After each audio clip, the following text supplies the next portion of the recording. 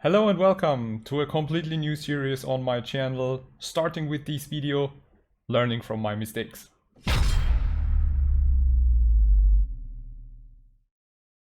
So as some of you might already know that my community is all about learning together, growing together, getting faster and just becoming more experienced and have more fun in sim racing. And sim racing can be a challenging and tough hobby, and there is no better way to actually improve and get better just by learning from your own or from the mistakes that other people do.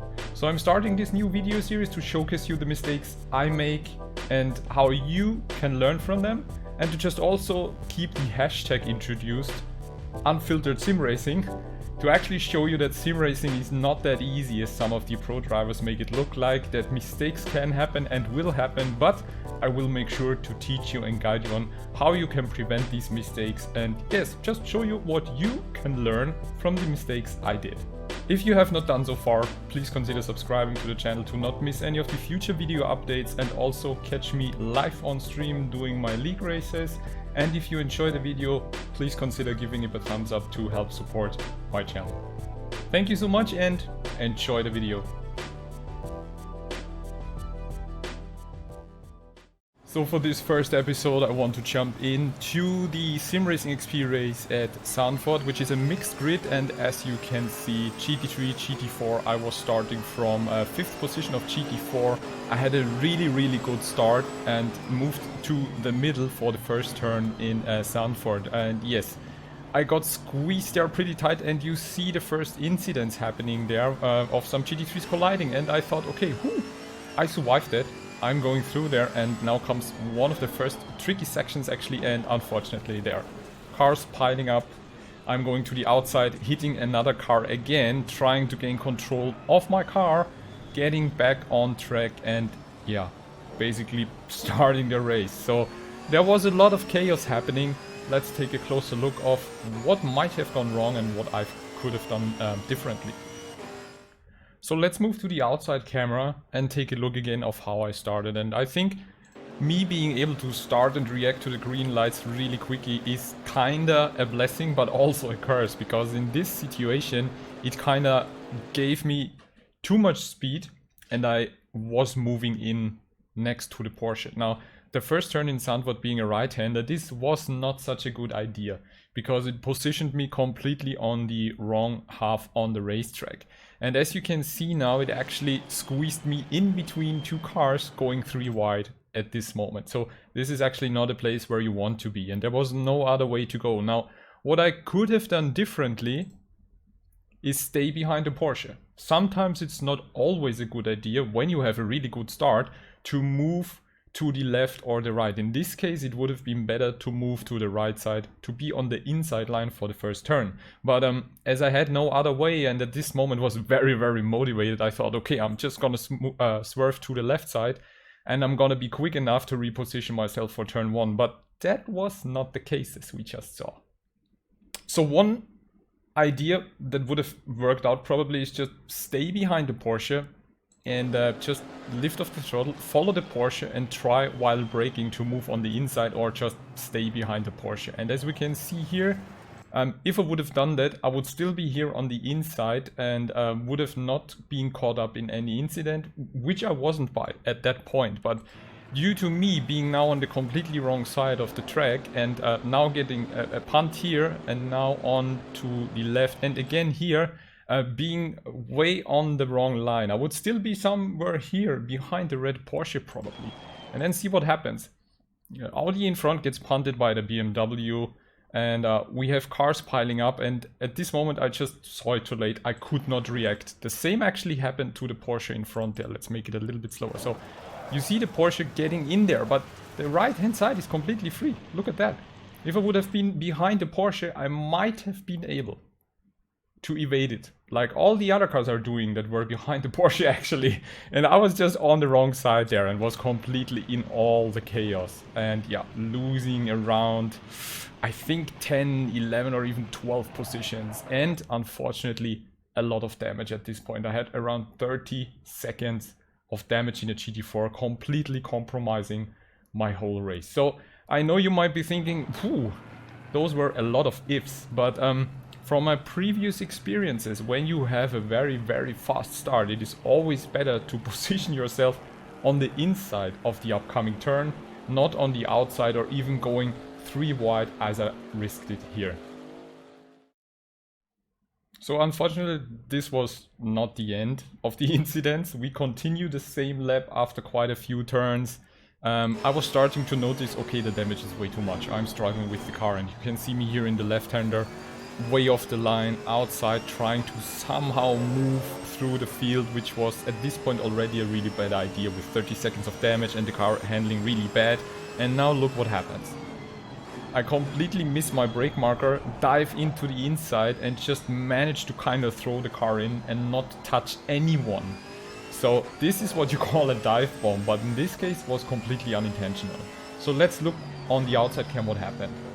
So let's just do it again a bit slower. You can see me approaching the turn, and usually where you should brake a bit earlier, I'm way too late on brakes. And due to the damage, I couldn't brake as good as I was used to. But here I'm squeezing through, throwing the car in, and by some magic happened to not touch anyone and ruin anyone else's race. So this was just really lucky, and that's actually a dive bomb you should really not do, because it will not get you any karma points with your fellow race drivers. So what I should have done differently at this point, already noticing that my car is damaged, to be more careful, lift off the throttle and already be a bit early on brakes roundabout here. And then I would have been able to actually maybe hold my line. I'm not really sure because of the damage the car had, but this was just a maneuver getting myself in over my head, and yeah, I shouldn't have done that. So always be careful when you notice that your car has damage and feels a bit weird. You should start to brake much earlier and expect worse handling. So let's jump into lap 4. After lap 2 and 3 I kinda tried to get into a rhythm and kinda get a feeling if the damage is really too much or if I can somehow pull off good lap times. We had the first GT3s who were crashing at the start and you know, overtaking us GT4 cars, and I just noticed that I can't hold up the speed on a straight line. And you can also notice here Porsche just pulling away from me, and then I'm completely missing my brake marker, overshooting the turn, not hitting anyone luckily. So that was again another lucky incident, and then slowly going back on track to sort myself in. Now let's again check the outside cam to see how close it was and what actually happened there. So after the GT3 was pushing through, I was already way off the line there and got a really bad exit, and Porsche behind me just way faster, much better line. But yeah, you can see on my car how banged up it is and that I just can't hold the straight line speed. And where you should usually brake is round about here, the latest, especially if you're following a car and you can see your car in front of me is braking. I'm not, and I'm the car with damage. So again, I was absolutely not thinking. At this point, I think I was just way too aggravated with all the stuff that was happening, way too emotional, and I kind of wanted to really make up for it. And again, missing my brake marker here, flying to the inside, because I was thinking, oh my god, it's gonna happen again. But luckily enough, the Porsche paid attention and saw me flying by in his rear view mirror. He was evading me, nothing happened. And here again, I was just off the brakes to not spin the car, cruise through the rubble, and as soon as I'm on the track, checking the mirrors before I went back on track to straighten out the car and push the accelerator. That's always what you need to do when you try to get back on a track after going off the track. You always need to make sure that you have a safe rejoin, that you do not provoke any other incident, or, you know, take the risk of ruining the race of someone else, crashing into someone else. So always you need to make sure, by either looking behind you or checking the mirrors, that there is no other car coming or that there is enough space that you can rejoin the track. And it's not over yet. Immediately after this incident in the next lap, we have the next thing happening. I'm really struggling with the car, and again missing brake marker, apex here, going off the track. And this is a really tricky one, rejoining in the middle of the apex with 2 other cars following up. And yeah, to explain you what happened there, let's check the outside camera again. So you can see me completely missing the point there, going into the grass, and I am already off throttle, just braking a tiny bit because I don't want to risk spinning the car. Looking into my rear mirror and seeing that the cars have actually a reasonable gap.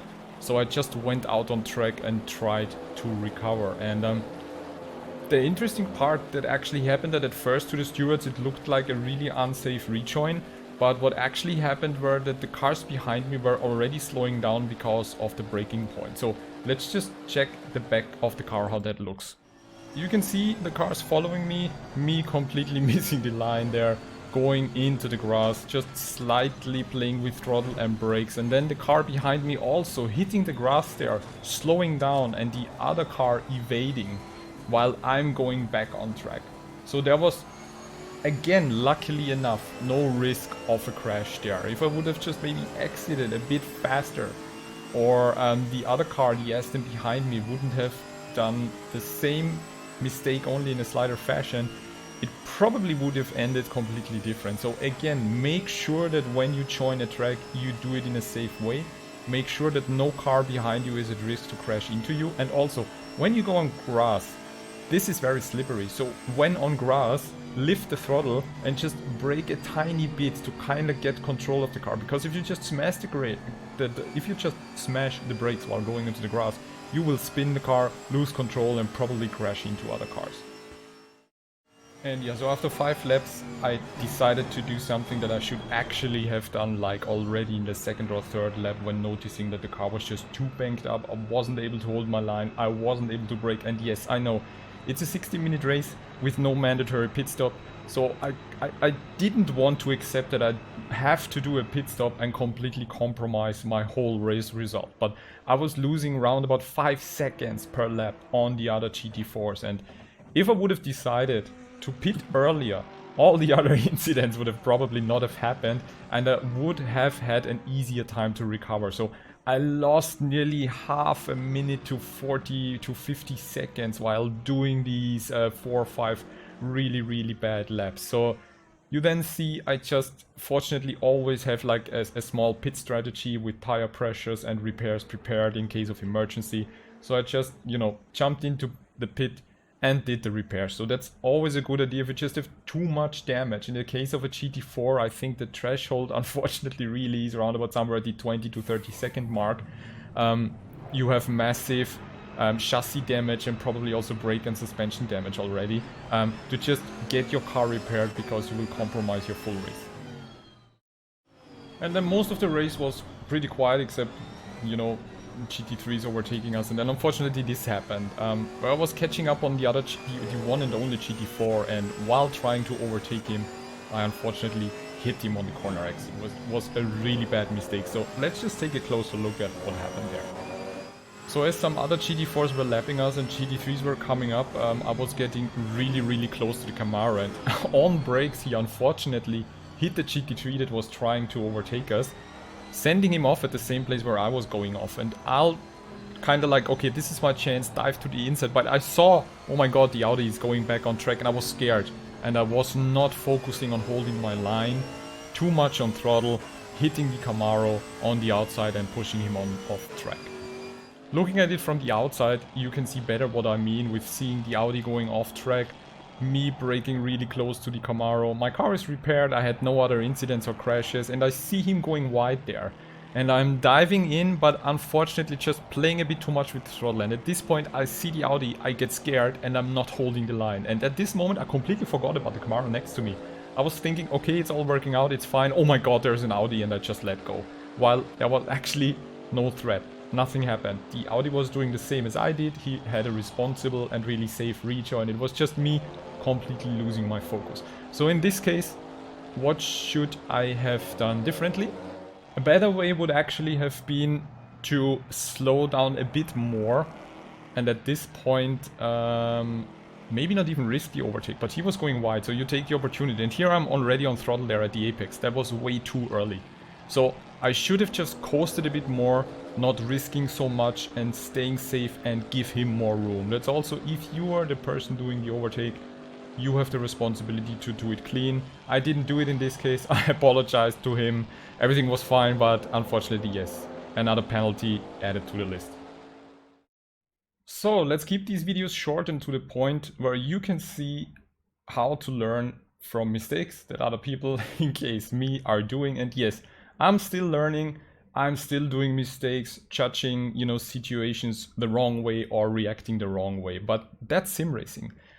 Stuff like that happens and will keep on happening. So we can only try and do better every time we get a chance. And that's really the important thing. Be open to learn from your mistakes. Watch other people, what they are doing and what mistakes they keep on doing. And just, don't take it personally. Whenever you do a mistake, whenever somebody gives you feedback or maybe complaints, or you're getting penalty after penalty, use that, learn from it. Take only the positive aspect from it. It still is just a game, but you're playing it with other human beings. And like in racing, we need to be respectful to all the other human beings to have a really good and enjoyable and fair environment to race. And that's really the most important thing.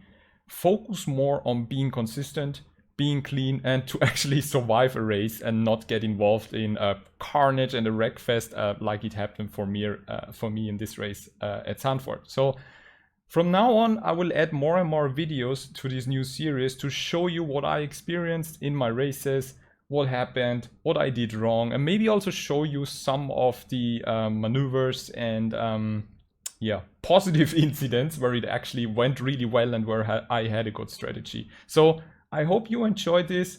Be sure to click subscribe if you haven't done so far, or give me a thumbs up if you enjoyed this, and I hope I see you in the next episode. Take care, stay safe, and I'll see you in the next one.